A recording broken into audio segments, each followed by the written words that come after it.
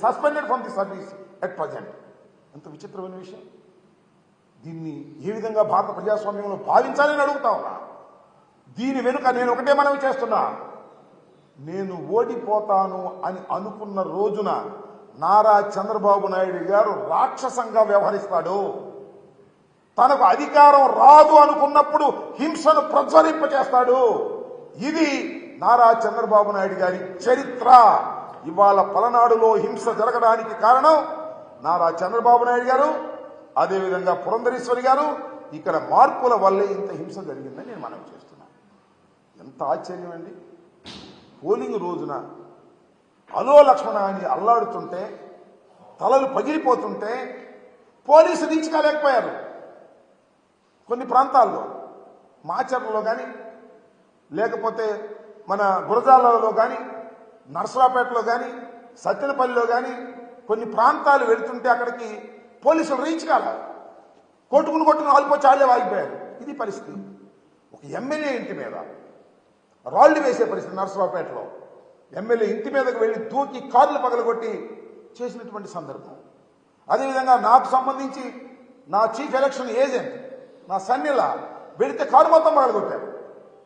Complaint చేస్తే పోలీసులు రారు, కేసు రిజిస్టర్ చేశారు. దీనికి పోటీగా మనం కేసు రిజిస్టర్ చేయాలని ఒత్తిడి చేస్తూనే దర్జీ చేయాలనుకుంటున్నారు. ఎందుకంటే ఆ కారు అద్దాలు బయలుపోయినాయి కదా, మాలుడు కంప్లైంట్ ఇచ్చాడు కదా. మాలుడు కంప్లైంట్ ఇస్తే వాళ్ళు కూడా ఇంకో కంప్లైంట్ ఇచ్చి వాళ్ళు తీసుకోమంటున్నారు. ఇక్కడ ఒక సిఐ గారు ఉన్నాడు, ఆ రాంబాబు, దాన్ని కూడా రిజిస్టర్ చేయాలనుకుంటున్నాడు. ఇది ఇంత దారుణంగా ఫెయిల్యూర్ ఆఫ్ ది పోలీస్, దారుణంగా ఫెయిల్యూర్ అయ్యి ఎన్నికల సమయంలో ఫెయిల్యూర్ అయింది ఇక్కడ పల్నాడులో పోలీస్ వ్యవస్థ. నేను ఇంతకు ముందు కూడా ఆరోపణ చేశాను.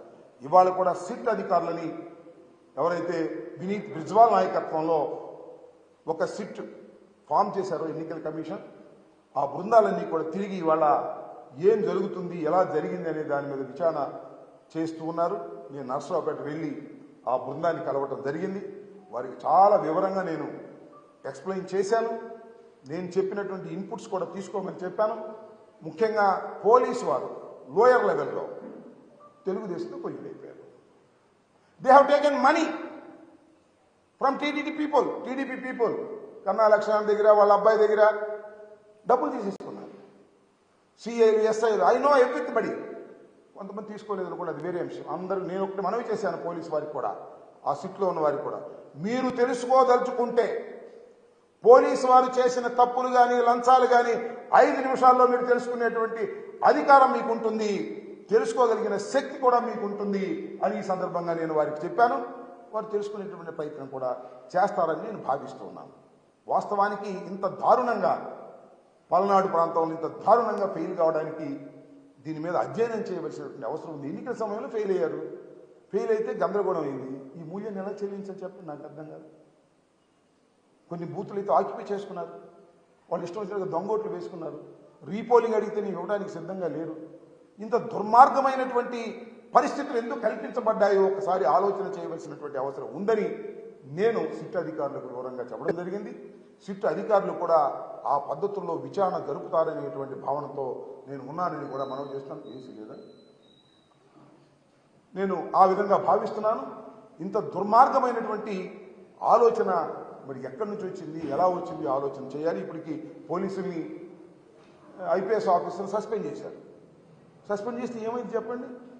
పోయిన కాలం తిరిగి వస్తుందా? తలలు పగిలిన తలలు అతుక్కుంటాయా? చాలా దారుణమైనటువంటి పరిస్థితి ఏర్పడింది. దీన్ని గమనించాలని కూడా నేను మనవి చేస్తున్నాను.